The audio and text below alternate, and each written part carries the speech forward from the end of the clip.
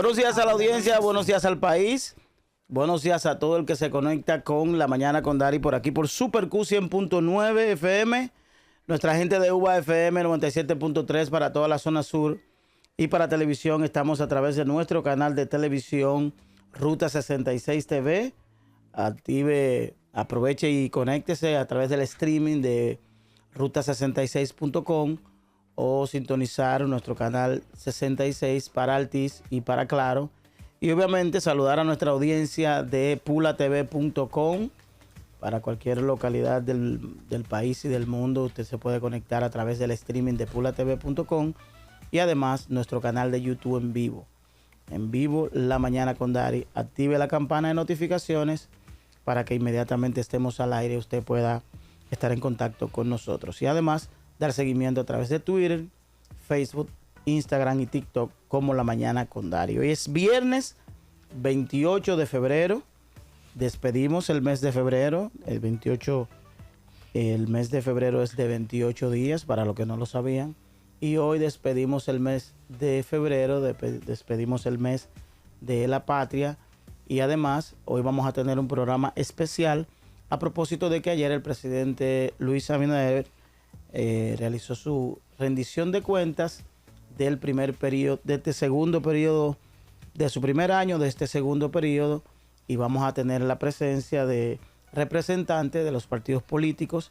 En este momento, iniciando, vamos a conversar con Tobías Crespo, quien es diputado por la Fuerza del Pueblo. Además, es miembro del Consejo Nacional de la Magistratura, que también tiene informaciones interesantes en torno, pero con él vamos a conversar más adelante en torno a la rendición de cuentas. Antes, saludar a Jessy Pérez y Eduarda Andújar. ¿Cómo están ustedes? Buenos días, Dari. Feliz de estar aquí con toda la audiencia hermosa de La Mañana con Dari. Un día más, un día después del 181 aniversario de la independencia de la República Dominicana y después del discurso de 2 horas 35 minutos del presidente Luis Abinader, el segundo discurso más largo de la historia de la República Dominicana después del discurso de Danilo Medina. No sé si recuerdan, sí, claro. Así es. Y aquí vamos a estar, como bien dijiste en la introducción del espacio, analizando todo lo correspondiente al discurso y todas las aristas que fueron planteadas por parte del presidente Luis Abinader. Un discurso propositivo, un discurso de logros,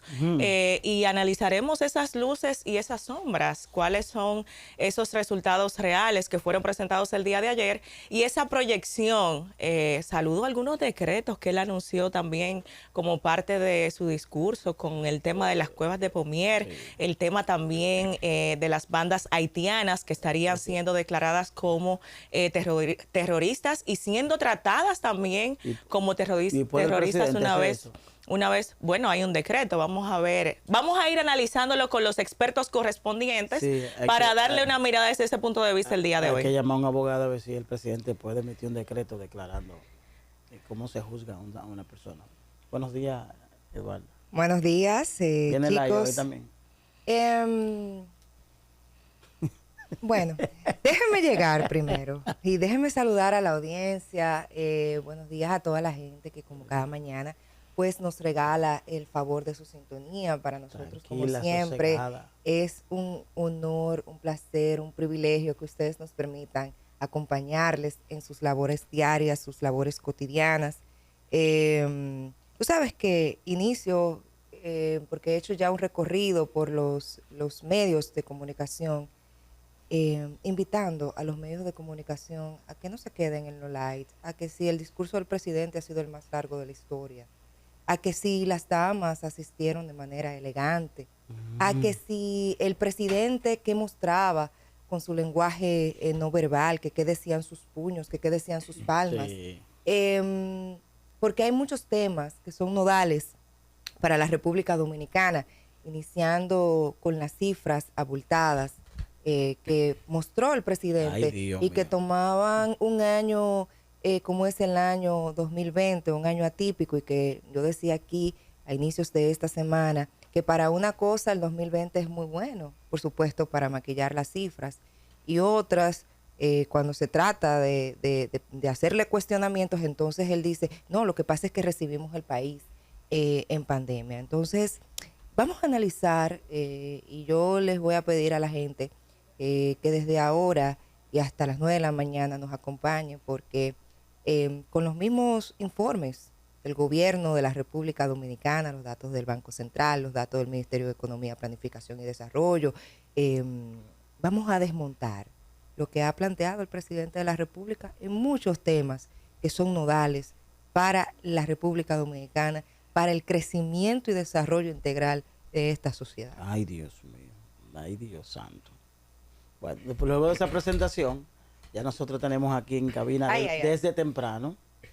Desde temprano está sentado aquí don Tobías Crespo. Bienvenido, buenos días, amigo don Tobías. Querido de mucho tiempo y mentor también. Bienvenido, Tobías. Buenos días. Gracias, Dari, gracias, Jessy, gracias, Eduarda, y también saludando a todos los que los siguen a ustedes en esta plataforma y por los medios de comunicación. Muy afortunado, de verdad, que compartir con ustedes en esta mañana, muy temprano, no solamente los temas legislativos de la agenda, sino los más recientes como la rendición de cuentas y todos los temas que les interesen, no solamente a ustedes, principalmente a los que siguen este espacio. Así es, yo creo que Tobías, nosotros debemos iniciar hablando sobre cuál es el análisis que han hecho ustedes como Fuerza del Pueblo, de lo general del discurso, la extensión, el contenido, los elementos que usted entiende que estuvieron ausentes y los elementos que ustedes entienden que no son parte de la realidad social y económica de República Dominicana. Bueno, ayer me preguntaron que si yo no veía algo bueno del discurso, y yo le dije, bueno, al final que ya se estaba terminando. Es decir, que fue lo único bueno que yo vi, porque fue un discurso de más de 2 horas, muy cansón, donde el presidente, manejando cifras y manipulando esas cifras, pues planteó una percepción que es totalmente contradictoria con la realidad que vive el pueblo dominicano. Nos vamos directamente a la parte económica, porque él arrancó su discurso. Se concentró en la parte económica, ¿verdad? Al inicio, sí. Y analizó otros aspectos. Yo voy a ir directo a otros que evadió precisamente por elementos que tienen que ver con la incapacidad gerencial y política de este gobierno en todos los órdenes. Ay, santo. Pero en primer lugar fue a la parte del crecimiento económico. El crecimiento económico de República Dominicana de un 5% no se debe a Luis Abinader, se debe a los agentes económicos, al pueblo dominicano que se levanta muy temprano. Este pueblo del 1996 que llegó Leonel Fernández ha crecido un 5% promedio, menos en el año de la pandemia, que hubo un decrecimiento negativo.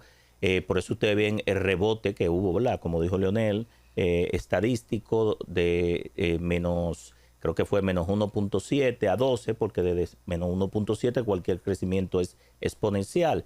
Pero la economía dominicana siempre ha tenido ese ritmo y en ese sentido hay que felicitar al pueblo dominicano. Es decir, no es un logro de Luis Abinader que República Dominicana haya crecido un 5%. Que analice bien los números, que él se dará cuenta. Incluso en el mismo 2022, 2023, las proyecciones eran un 5% y finalmente en el 2023 creció 2.7%.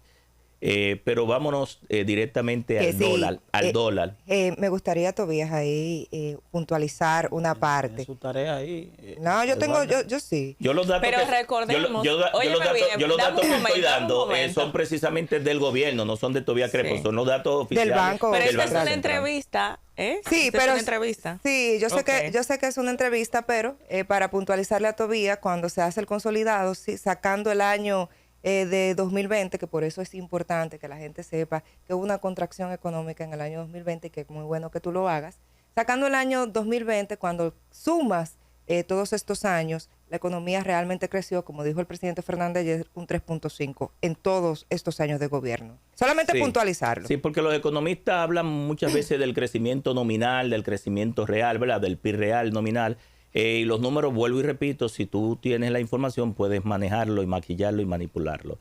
Y eso fue lo que hizo Luis Abinader. Que en el caso específico de la deuda, que la deuda bajó, mentira. La deuda aumentó. Este gobierno ha cogido más de 40.000 millones de dólares. Para este presupuesto 2025 se aprobaron ellos, porque ellos tienen una mayoría, de 32 préstamos, Dari. Hay en este año 32 préstamos equivalentes a 6.000 millones de dólares adicionales a lo que ha tomado prestado.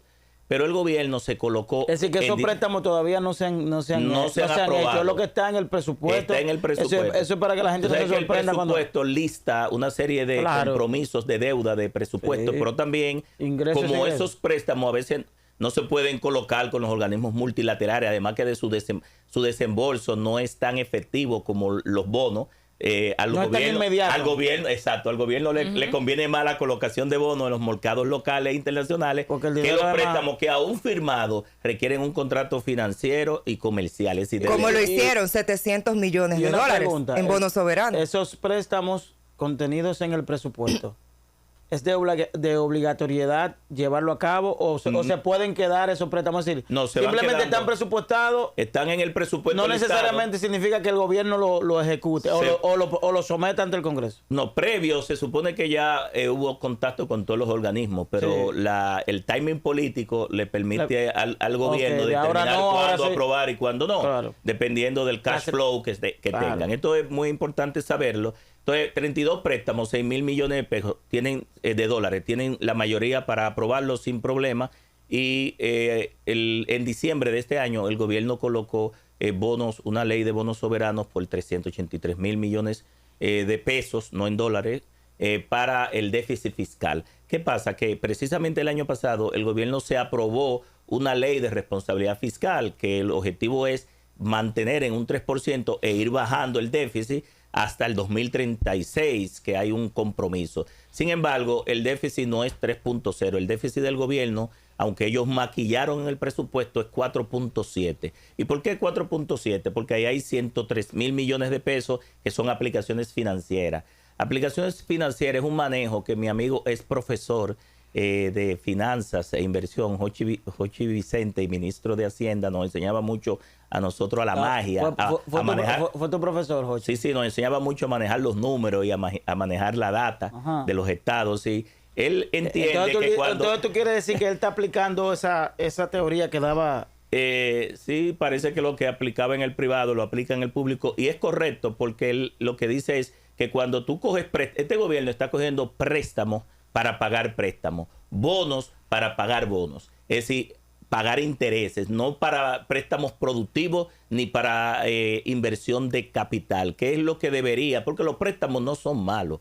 Los préstamos, si van dirigidos a dejar una impronta, a mejorar o mitigar y reducir un problema, o a dejar una obra de infraestructura, una presa, un acueducto, una carretera, un hospital traumatológico, son importantes. El problema de los préstamos de este gobierno es que han sido para lo que le llaman apoyo presupuestario. ¿Qué es apoyo presupuestario? Este gobierno se gasta el dinero, aumenta la nómina, gasta de manera alocada todos los recursos y busca prestado para eso. Entonces nosotros vamos a caer próximamente en un default.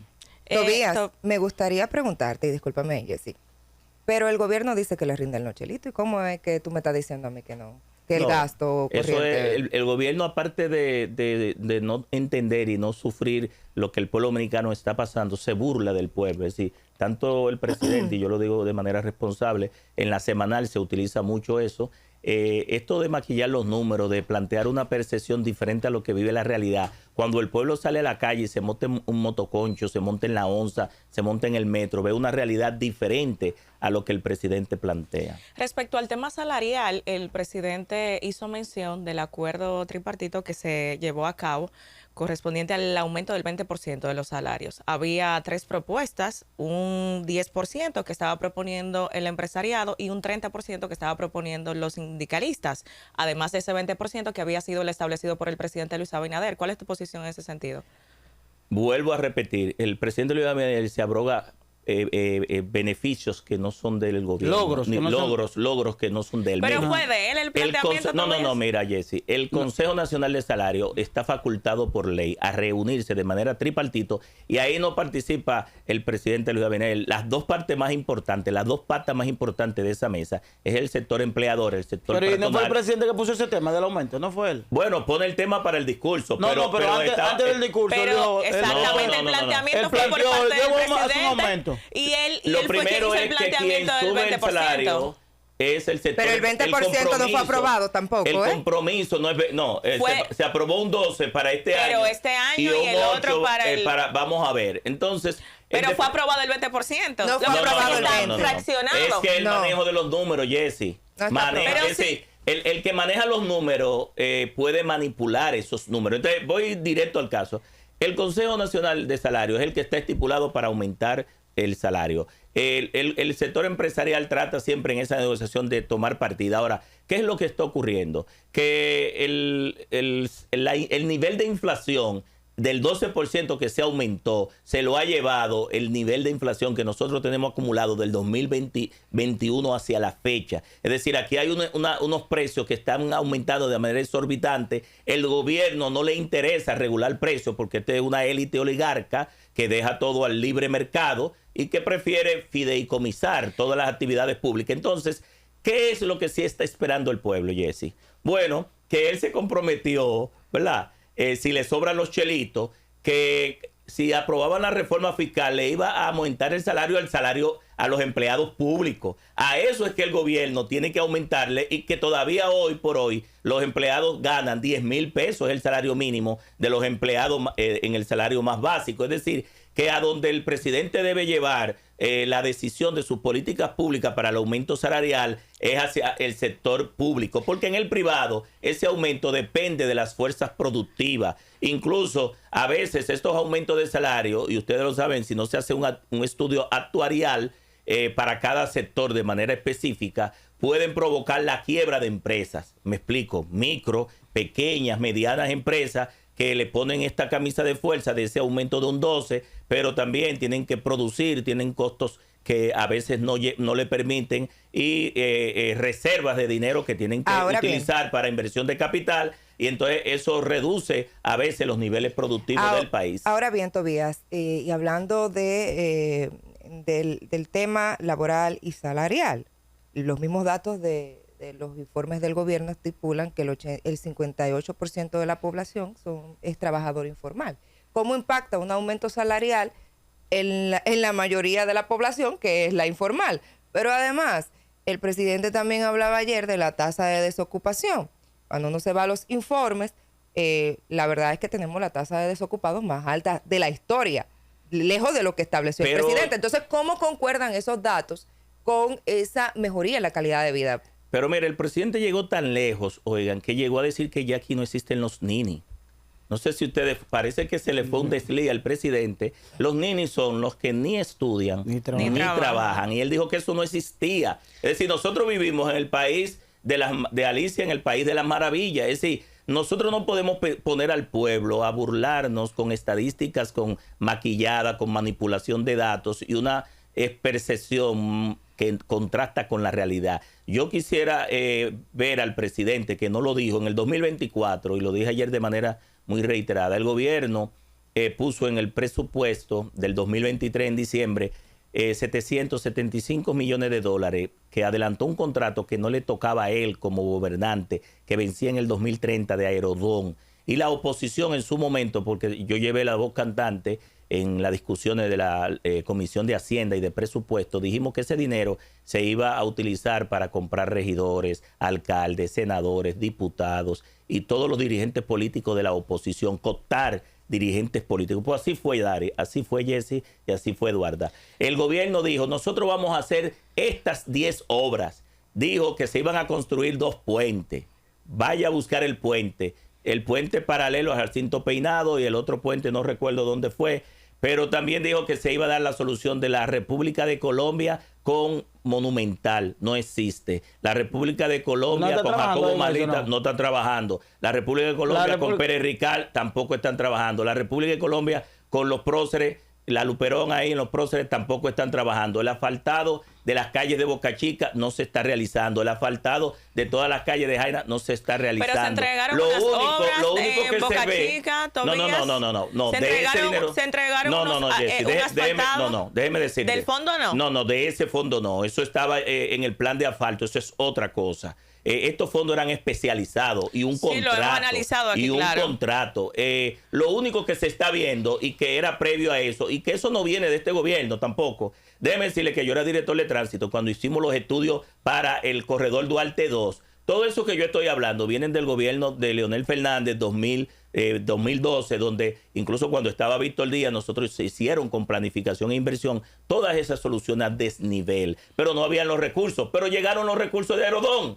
Entonces los recursos de Aerodón, en vez de usarlo en esas obras, lo utilizaron en la campaña.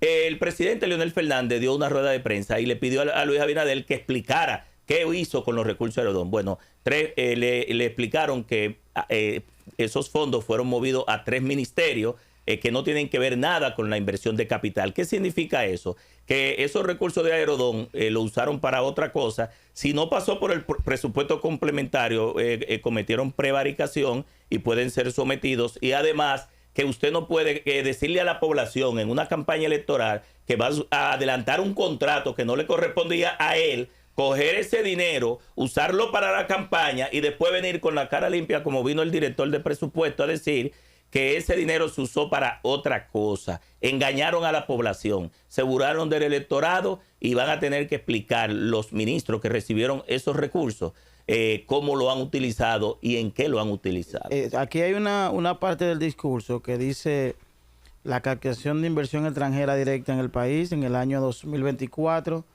alcanzó cifras récords de 4.512 millones de dólares consolidados en 3 años consecutivos. Dice que la inversión directa ha superado en 4.000 millones de dólares anuales. Eso lo dice el presidente. Eso viene históricamente, Dari. Mira, yo te voy a decir una cosa. Eso cuando él dice consolidado es sumando los años anteriores, que suman los 4.000 y pico. Eso viene constantemente. La inversión extranjera directa e indirecta siempre se produce en un aumento proporcional. Ahora, ¿qué te puedo decir? Yo le pregunté al ministro de Hacienda hace como 2 años, creo, que en una discusión de los presupuestos, que él siempre está presto a pasar al Congreso porque es muy académico, que cuánto dinero había llegado al país de inversión extranjera directa o indirecta con el tema de las alianzas público-privadas y los fideicomisos, porque el gobierno se aprobó una ley y me dijo que 0 pesos. Eso significa que todo lo que el gobierno ha hecho en Cabo Rojo, con todos los fideicomisos, RD Vial, han sido con recursos internos propios, con los préstamos, con los bonos, y la inversión extranjera tan anhelada que iba a venir para esas proyecciones de inversión de capital se han hecho con recursos del Banco de Reserva. Vamos a llegar a un momento ya que el Banco de Reserva, que es el Banco del Estado, lo he advertido en turnos en la Cámara de Diputados, un banco no está para construir. El Banco de Reserva se está convirtiendo en la mega institución de infraestructura. Por ahí se están construyendo monorrieles,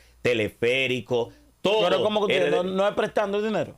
No, el Banco de Reservas con la parte de fideicomiso, es que gestiona toda la construcción de esas obras. Pero al final le está quitando competencias, Dari, a las instituciones que tienen que construir. Me explico: el Ministerio de Obras Públicas, el Ministerio de Vivienda, la OPRE, las instituciones que tienen que ver con la construcción, que son descentralizadas también. Es decir, es como lo que está ocurriendo con el Ministerio de la Presidencia. En el Ministerio de la Presidencia se está llevando todos los recursos y la función principal del ministro de la Presidencia es lo que le llaman en otros países un Prime Minister, un ministro coordinador de ministros, es decir, del Consejo de Ministros. Pero tú ves que el ministro de la Presidencia está recibiendo el FITRAN, el Sistema Integrado de Transporte Público, todos los fideicomisos se están administrando desde Palacio.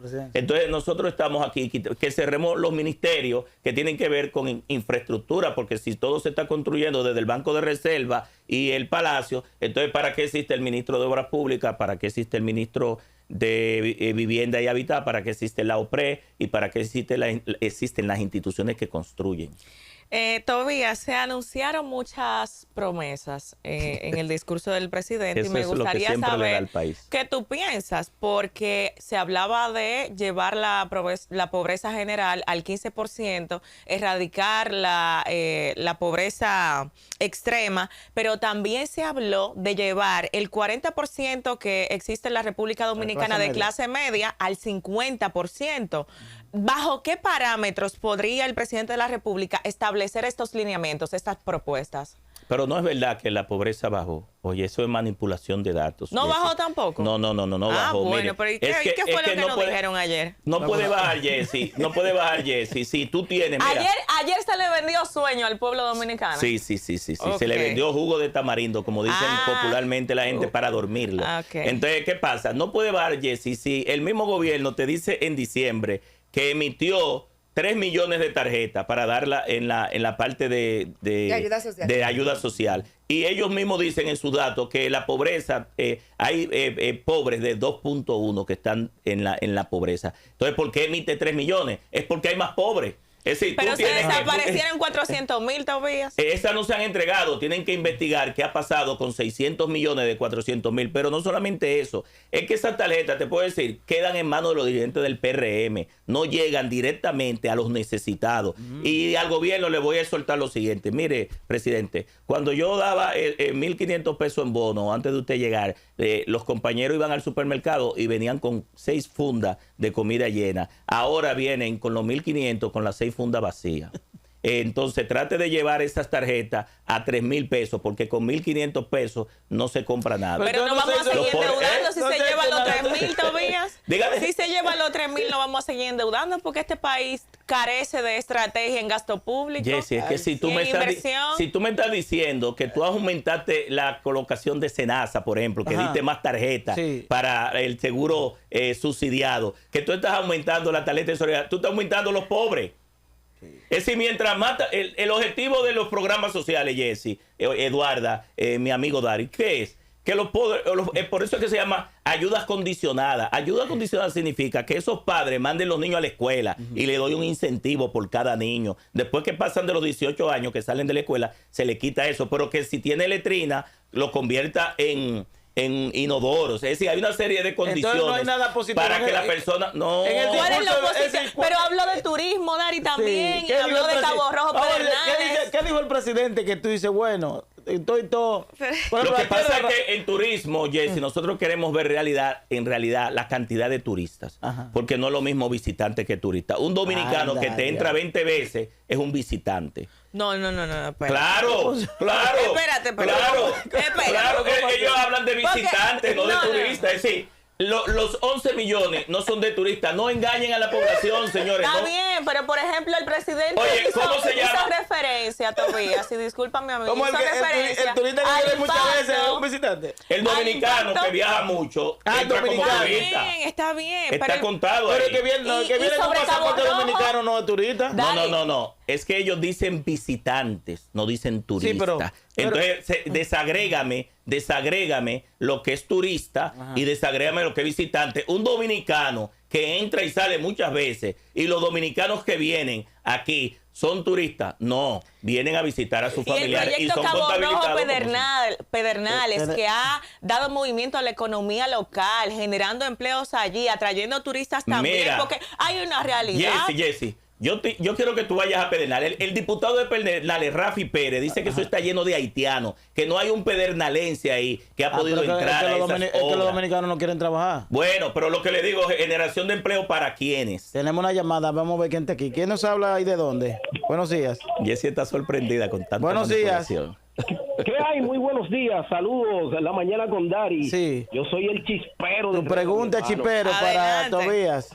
Espérate, Dari, por favor, Dari, tenía un par de días que no llamaba. Ajá. Por favor, dame tiempo, porque tú siempre andas como rápido, como que este programa no es mío también. Oye, lo que te voy a decir. Chispero, el discurso, ¿qué te pareció? Dime. Totalmente de acuerdo con Tobías Crespo. Ajá. Él no es de mi agrado, porque él estuvo ahí y nunca hizo nada, pero está bien. Déjame decirle algo. Mire. Ese es el pueblo que está hablando, y no es de la fuerza del pueblo. ¿Cómo es, chipero? Que yo le quiero decir a Tobías, antes de mi comentario, que es bueno hablar, pero cuando hay acciones. Si usted no hizo nada, usted es lo que tiene que quedarse callado. Oiga lo que le voy a decir. El presidente Luis Abinader ha pintado este país como que esto está mejor que cuando el PLD. Pero barbarazo, y perdónenme. Tú no respetas al presidente. Y él nos respeta a nosotros con sus mentiras. Ay, Dios. Tú estás viendo lo que él dijo ayer. Pero señores, Señores, para hablar mentira y comer pescado hay que tener mucho cuidado, Luis Abinader. El pueblo está cansado ya que usted no venda sueños como nos vendió ayer. Póngase a trabajar, porque si no va a llegar al 2028, porque ya estamos cansados. Usted no me prometiendo y hablando. Gracias, Chipero, gracias. Muchas gracias, Chipero, muchas gracias. Pero algo que quiero decir. Yo quiero decir al Chipero que nosotros fuimos director de tránsito 6 años y dejamos 27 proyectos de modernización. Dejamos gobierno electrónico. Nos nominaron al premio a la calidad en el 2010. Y que este país es otro de que entró Leonel. Ahí yo estoy viendo la 27, los túneles elevados, pasos a desnivel, línea 1, línea 2. Antes de irnos, vamos a hablar. Tú no te has escuchado sobre las medidas y anuncios que ha hecho Milton Morrison sobre el tránsito. Dice que en los próximos días van a transformarse. Está hablando sobre la elaboración, unas consultas para la elaboración de un plan estratégico nacional de seguridad vial. ¿Tu postura sobre eso? Mire, es lamentable que el presidente haya puesto a Milton Morrison en el Intran después de haber fracasado en Edesur. Y dicho por Celso Marrancini, no lo dije yo, no, en Edesur no había cable, no había contadores, no había transformadores, la luz aumentada 3 y 5 veces, dejamos los circuitos 24 horas de todos los barrios, ahora la propuesta es apagones. Y sobre todo metió en Edesur toda una empleomanía que el que llegó nuevo le canceló de un fuetazo 600 empleados, tratando de hacer posible un país imposible. Y esos empleados me imagino que lo llevó al Intran a sacar técnicos competentes, que es una institución muy especializada de la movilidad. La designación de Milton Morrison te dice a ti la prioridad que tiene el presidente sobre la movilidad, el tránsito, el transporte y la seguridad vial, que nombra a este funcionario que viene supuestamente de un buen nombre del sector privado, de los generadores y de ADIE y ingeniero eléctrico, y de lo que sabía no pudo resolver. Imagínate de lo que no sabe qué va a pasar. Entonces me da pena porque lo veo de manera muy cantinflesca, haciendo anuncios que uno sabe que son puros anuncios. Lamentable que el presidente de la República en la semanal haya planteado el pacto por la seguridad vial, porque ya desde el 2017, posterior a la promulgación de la Ley 6317 de nuestra autoría, se presentó al país el Plan Nacional Estratégico de Seguridad Vial que manda la ley, así como manda un plan de movilidad urbana sostenible, que le llaman el PEMOS, ¿verdad? El PEMOS, sí. Y que está ahí vinculado con el SITP, que es el Sistema Integrado de Transporte Público. Sí. Y ese en el 2021, cuando llega Rafael Arias, entonces se lanza también la segunda versión elaborada, ¿verdad? De ese plan, y entonces el gobierno no ha hecho nada. Cuando Luis Abinader llega al gobierno, morían 6 dominicanos diarios en las vías públicas. Hoy están muriendo 8. Es decir, que estamos hablando que en vez de reducir, los índices de siniestralidad han aumentado. ¿Qué significa esto? Que el plan anunciado o el pacto anunciado por el presidente es más que un anuncio, y peor aún, haciendo una consulta que ya hace tiempo que se consultó. Mientras tanto, siguen muriendo muchas personas, heridos, y el país sigue afectado por una pandemia donde yo creo que 4 años con 4 directores de tránsito te dicen que no había planes, y precisamente se han destituido no por hacer las cosas correctas. Finalmente, lo positivo del discurso, Tobías. Al final te dije que lo positivo, que cuando ya estaba al final, como en las 2 horas y 20 minutos, era que ya sí estaba acabando.